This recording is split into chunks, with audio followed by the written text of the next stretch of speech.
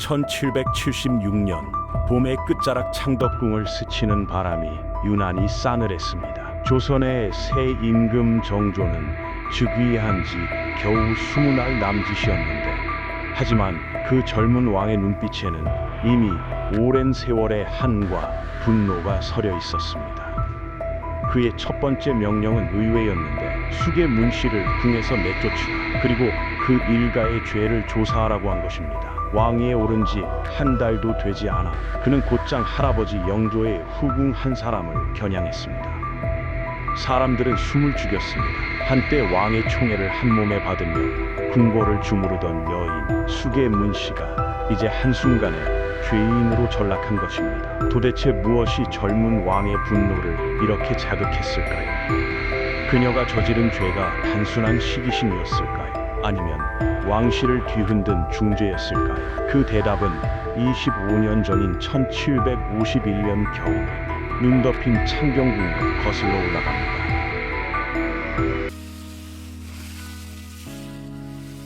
그해 11월 영조는 깊은 슬픔에 잠겨 있었는데, 사랑하던 아들 효장세자가 이미 세상을 떠났고, 이번에는 며느리 현빈 조씨마저 세상을 떠난 것입니다. 조정은 상복으로 물들었고 궁궐 안에는 매서운 겨울바람만이 울고 있었는데, 그런데 그날 빈전에서 뜻밖의 일이 벌어졌습니다. 영조가 조용히 상주를 위로하던 그 순간 한 궁녀가 눈에 들어왔는데, 그녀의 이름은 문씨로 조용하고 순한 성품으로 알려진 궁녀였고, 본래 현빈 조씨를 모시던 시녀였습니다.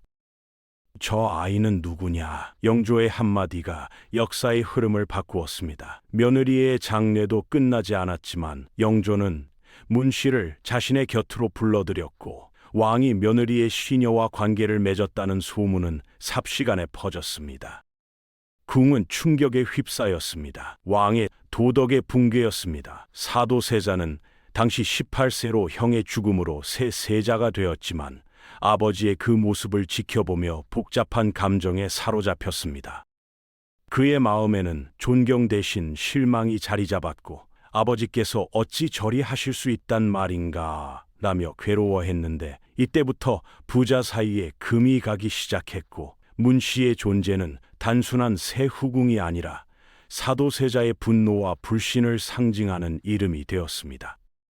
영조는 문씨를 위해 현빈 조씨의 처소를 통째로 내주었는데, 죽은 며느리의 방을 살아있는 시녀에게 내주는 일은 조선 왕실 어디에서도 전례 없는 일이었습니다. 왕이 그토록 한 여인에게 마음을 빼앗기자 조정의 신하들은 입을 다물었고, 아무도 감히 말리지 못했습니다. 그녀는 이듬해인 1753년 정식으로 후궁에 책봉되었으니 이름하여 숙의 문씨였습니다. 그리고 곧 2명의 옹주, 화령옹주와 화길옹주를 낳으며 왕의 총애를 독차지했습니다. 그러나 이 여인은 단순한 총애의 그늘에 머물지 않았는데, 그녀의 오빠 문성국이 궁중 업무를 맡으며 점점 권력을 쥐었습니다. 그는 동궁전 별감들과 내통하며 사도세자의 모든 행동을 감시했는데, 세자가 누구를 만났는가, 어떤 말을 했는가 하는 모든 정보가 문씨의 손을 거쳐 영조의 귀로 들어갔습니다. 그때마다 영조는 분노했고, 역시 저 아이는 믿을 수가 없어 라고 말했습니다. 문씨는 알았습니다. 의심 많은 왕의 마음을 다스리는 법을 말이죠. 그녀는 부자 사이의 틈을 조금씩, 그러나 치명적으로 벌려 나갔습니다. 이 시기 사도세자의 마음은 무너져 내리고 있었는데, 왕이 아들의 말을 듣지 않고 시녀의 말을 더 믿는 현실이 왕실 비극의 시작이었습니다. 문씨가 후궁으로 들어온 뒤 창경궁의 공기는 서서히 바뀌었고, 그녀의 부드러운 미소 뒤에는 냉정한 계산이 숨어 있었으며, 영조는 어느새 그녀의 말에만 귀를 기울였습니다. 그리고 그 틈에서 문씨의 오빠 문성국이 세력을 키워갔는데, 그는 동궁전의 별감들과 손을 잡고 사도세자의 일거수일투족을 감시했습니다. 세자가 누구를 만났는가, 어떤 표정을 지었는가, 무엇을 말했는가 하는 모든 정보는 밤마다 문성국의 손을 거쳐 문씨에게 전달되었습니다. 그리고 다음 날 아침 문 씨는 부드러운 목소리로 영조에게 속삭였습니다. 동궁께서 또 이상한 말을 하셨나이다. 영조의 눈빛이 차가워졌고 그는 이미 아들에 대한 믿음을 잃고 있었습니다. 사소한 일에도 분노했고 작은 실수에도 꾸짖었으며 아버지의 말 한마디, 시녀의 시선 하나가 세자를 옥죄였습니다. 한중록에 따르면 해경궁 홍씨, 즉 사도세자의 부인은 훗날 이렇게 기록했습니다.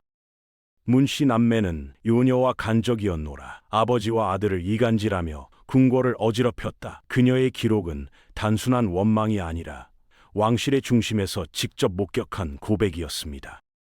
그 무렵 궁중에서는 이상한 사건들이 잇따라 일어났는데 한밤중에 창경궁 낙선당에 불이 난 것입니다. 문성국은 이 사건을 세자의 책임으로 몰아갔습니다. 동궁이 화기를 조심치 않아 불이 일어났사옵니다. 영조는 분노했고 사도세자는 억울했지만 해명할 기회조차 주어지지 않았습니다.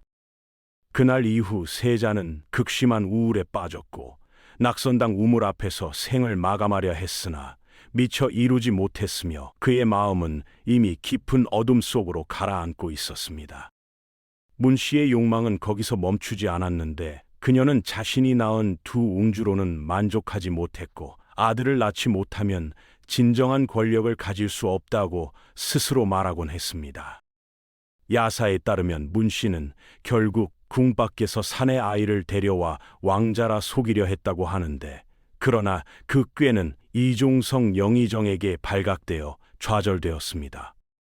그 소문이 퍼지자 궁은 다시 한번 술렁였고 이제 그녀의 이름은 왕의 후궁이 아니라 궁궐의 불길한 그림자로 불렸으며 영조의 총애가 아무리 깊어도 세상은 등을 돌리기 시작했습니다. 그녀는 여전히 위세를 부렸고 심지어 영빈, 즉 사도세자의 생모에게조차 무례하게 굴었습니다. 왕실의 어른 앞에서도 고개를 숙이지 않았으니 이제 그녀의 오만은 왕실의 균열이 되었습니다. 1771년 문 씨는 마침내 이품 수기로 승격되었는데 궁녀 출신이 오를 수 있는 최고의 자리였고 그 순간 궁중의 모든 눈이 그녀를 향했습니다.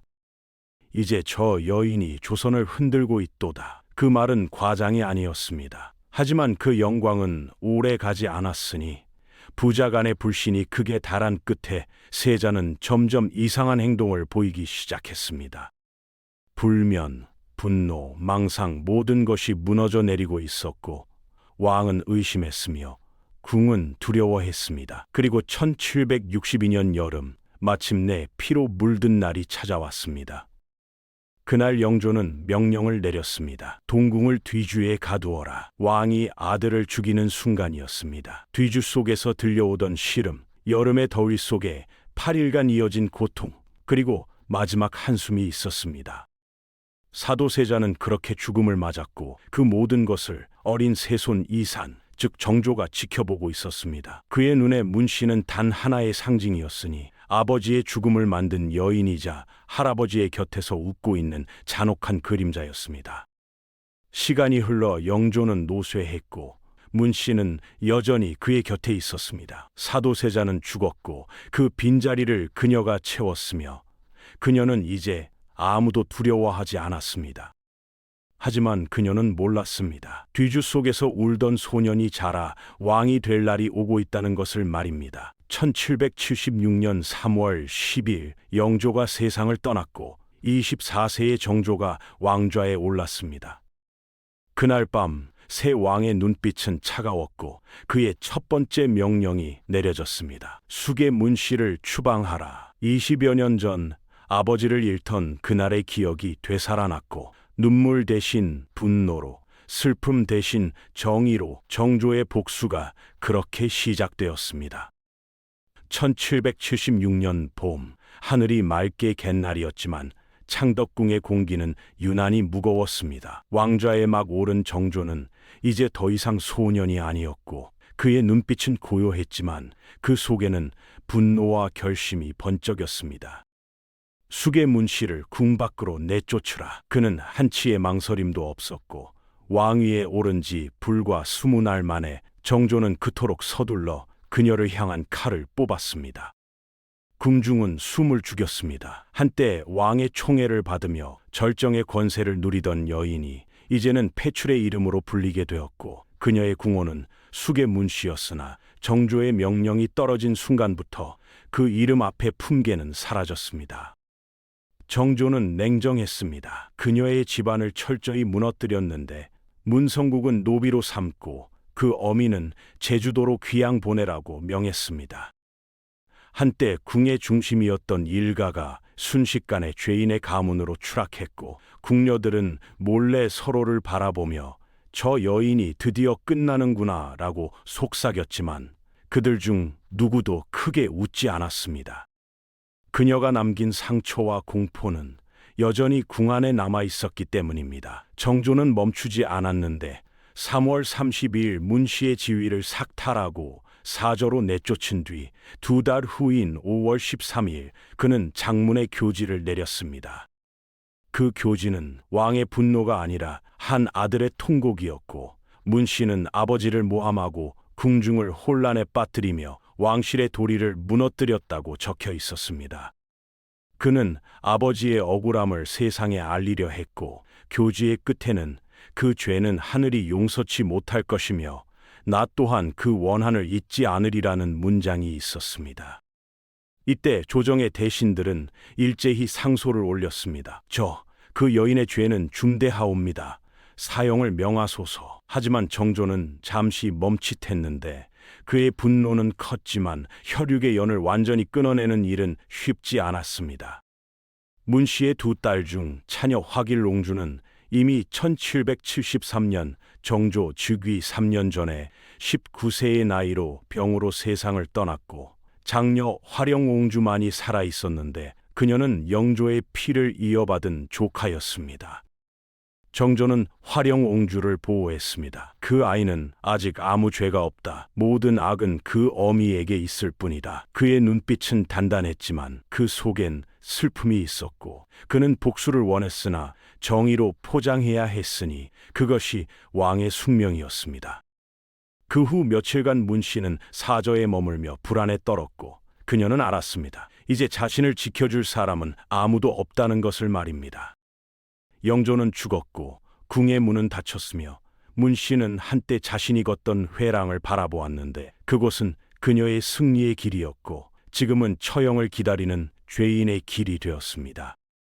그녀는 속삭였습니다. 내가 무엇을 그리 잘못했단 말인가. 그저 사랑받았을 뿐인데. 하지만 역사는 냉정했고 그녀의 사랑은 권력이 되었으며 그 권력은 왕실의 균열로 이어졌습니다. 정조에게 그녀는 단순한 후궁이 아니었으니 그녀는 아버지를 죽음으로 몰아넣은 상징이었습니다.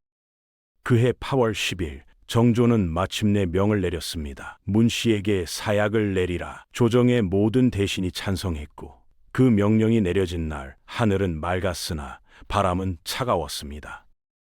숙의 문씨는 조용히 사약을 들었고 그녀는 아무 말도 하지 않았으며 단 한 줄의 변명도 남기지 않았습니다. 그렇게 한 시대의 여인이 사라졌고 20년 넘게 누렸던 부귀와 영화가 하룻밤 사이에 재가 되어 사라졌습니다. 그녀의 죽음은 단순한 한 후궁의 최후가 아니었으니 그것은 조선 왕실의 깊은 상처인 이모화변이라는 비극의 마지막 장이었습니다. 정조는 그렇게 아버지의 원한을 갚았지만 복수의 불길이 꺼진 뒤 그의 눈에는 잠시 허무가 스쳤습니다. 아버지는 돌아오지 않으니까요. 젊은 왕의 복수는 완성되었지만 그 마음은 여전히 11세의 소년으로 머물러 있었고 1776년 여름 조선의 궁궐은 긴 침묵에 잠겨 있었습니다. 숙의 문씨가 사약을 받고 세상을 떠난 뒤 궁중의 복도에는 더 이상 그녀의 향내가 남지 않았으나 그 자리에 남은 것은 고요한 두려움과 왕의 눈빛 속 깊이 자리한 슬픔이었습니다. 정조는 복수를 완성했지만 그 마음은 결코 평온하지 않았고 그는 어릴 적 기억 속에 아버지를 떠올렸습니다. 뒤주 속에서 점점 숨이 끊어지던 그날 그 곁에서 냉정하게 서 있던 여인의 얼굴을 떠올렸는데 그녀가 웃었는지 울었는지조차 기억나지 않았습니다. 오직 그 냉기만이 남아 있었고 숙의 문씨, 그녀의 죄는 다만 한 사람의 죄가 아니었으니 그녀는 왕실을 병들게 한 욕망의 화신이었습니다. 정조는 그렇게 말했고 그에게 있어 문씨를 처단한 것은 복수이자 정화였으며 썩은 뿌리를 도려내고 새로운 시대를 열기 위한 첫걸음이었습니다. 하지만 왕의 명령은 거기서 멈추지 않았는데 문씨의 일가는 철저히 처벌되었고 오빠 문성국은 노비로 전락했으며 그의 재산은 몰수되었습니다. 문성국의 아들 문경행은 먼 변방으로 유배되었고 심지어 문성국의 처남 박도우까지 죄에 연루되어 귀양길에 올랐으며 문씨의 어머니는 제주도의 관노비로 끌려갔습니다. 그리고 사위 심는 것마저 화를 피하지 못했는데 화령옹주의 남편인 그는 장모의 재산을 마음대로 처분한 죄로 벌을 받았습니다.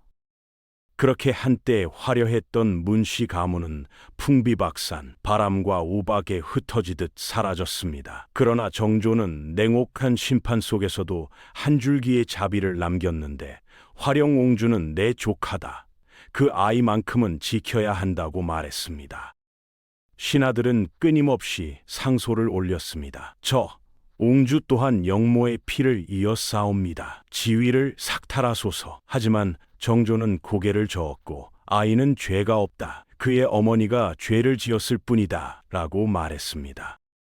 그는 원수의 딸을 보호했는데 그것은 단순한 혈육의 동정이 아니라 왕으로서의 도리였고 그는 피의 복수 속에서도 인간의 윤리를 지키려 했습니다. 세월이 흘러 화령옹주는 궁 밖에서 조용히 살았고 그녀는 왕실의 예우를 받지 못했지만 정조의 은혜 덕에 생을 이어갈 수 있었으며 그녀는 1821년 순조의 시대까지 살아남았습니다. 그것은 마치 조선의 긴 비극 속에서 유일하게 남은 용서의 증거처럼 보였습니다. 정조의 복수는 단지 개인의 원한으로 끝나지 않았고 그는 이 사건을 통해 왕권을 재정비했습니다. 영조의 시대에 뿌리 깊게 자리 잡았던 노론과 소론의 분열, 그 틈에서 태어난 불신과 음모를 바로잡고자 했으며 그에게 문씨는 단지 한 여인이 아니라 조선 정치의 부패와 부의가 상징된 존재였습니다. 정조는 그 상징을 처단함으로써 자신의 왕권을 새롭게 세웠고 이것이 바로 복수의 또 다른 이름인 개혁이었습니다. 하지만 밤이 깊을수록 왕의 내면은 더욱 어두워졌고 그는 아버지의 이름을 부르며 홀로 중얼거렸습니다. 아버지, 저는 그 여인을 벌했습니다. 하지만 왜 제 마음은 이리도 허합니까? 복수는 정의였으나 동시에 또 다른 상처였고 그는 조선을 다스리는 왕이었지만 어린 날의 기억 속에서는 여전히 아버지를 잃은 아이였습니다. 숙의 문씨의 죽음은 그렇게 한 왕조의 비극을 닫았습니다. 그러나 그 흔적은 사라지지 않았고 정조의 냉철한 통치는 그 상처에서 비롯된 결심이었습니다. 그는 이후 탕평책을 강화하고 노론과 소론, 남인의 균형을 꾀하며 새로운 조선을 꿈꾸었습니다. 하지만 역사는 언제나 잔인했고 그의 개혁은 짧았으며 그의 생 또한 48세에 멈췄습니다. 그가 떠난 후 숙의 문씨의 이름은 다시금 요녀로 각인되었고 사도세자의 죽음 그리고 정조의 복수를 잇는 상징으로 역사는 그녀를 기억했습니다. 왕과 후궁, 복수와 사랑, 그 모든 것이 한 줄기의 피처럼 얽혀 있었고 정조의 말이 세월을 넘어 남았습니다. 역사는 사람의 기록이 아니라 사람의 마음이 남긴 상처다. 숙의 문씨의 이름은 오랫동안 조선 왕실의 어둠을 상징해 왔습니다. 사람들은 그녀를 요녀, 간신이라 불렀는데 왕을 유혹하고 세자를 모함하고 결국 부자 사이를 갈라놓은 여인이라는 것입니다. 정조의 복수는 그녀의 죽음으로 완성되었지만 시간이 흐르자 역사는 다른 질문을 던졌습니다. 그녀는 정말로 악녀였는가 아니면 왕권의 희생양이었는가 하는 것입니다. 일부 사학자들은 의문을 제기하는데 문씨는 궁녀 출신의 일개 후궁이었고 정치적 세력도 학문적 기반도 노론이나 소론 같은 당파의 후원도 없었습니다. 그런 여인이 과연 조선의 왕세자를 죽음으로 몰 수 있었을까요? 그녀의 오빠 문성국이 일부 궁중 관리와 내통했다는 기록은 있지만 그것이 이모화변의 원인이 되었다는 증거는 불명확합니다. 게다가 당시 영조는 이미 편집증적 의심으로 모든 사람을 경계하고 있었고 그 불신의 불길에 문씨는 단지 불행하게 휘말렸을 수도 있었습니다. 정조의 입장에서 문씨는 단 하나의 상징이었으니 아버지의 원수이자 복수의 대상이었습니다. 그러나 정치적으로 보면 그녀는 왕위 계승 직후 가장 안전한 희생양이기도 했습니다. 당시 조정은 여전히 노론 세력이 강했고 이모화변 이후 왕실의 균열은 전국의 불안으로 이어졌으며 정조가 왕권을 강화하기 위해서는 왕실을 어지럽힌 상징적인 인물을 단호히 처벌해야 했습니다. 그 대상이 바로 수계 문씨였고 그녀는 이미 늙은 후궁이었으며 지지 세력도 방어할 기반도 없었습니다. 정조는 그 점을 알고 있었고 그녀를 희생시킴으로써 전국을 수습하고 자신의 왕위를 공고히 할 수 있었습니다. 그러나 다른 사료는 또 다른 이야기를 전하는데 한중록, 즉 해경궁 홍씨의 회고록에는 문씨의 교활한 행태가 생생히 묘사되어 있습니다. 그녀가 세자를 모함하고 별감들을 부추겨 왕의 의심을 키웠다는 기록들은 단순한 소문이 아니라 궁중 한가운데서 목격한 증언이었습니다. 문씨는 아비와 아들을 이간질하였으며 말 한마디로 천하를 뒤집었다. 이 기록이 사실이라면 문씨는 단순한 피해자가 아니라 정말로 권력의 불길을 키운 장본인이었습니다. 역사는 늘 두 얼굴을 가지는데 어떤 이에게는 죄인이고 다른 이에게는 희생자입니다. 문씨 역시 그러했고 그녀는 한편으로는 사랑받은 여인이었고 다른 한편으로는 조선 왕실을 흔든 불온의 여인이었습니다.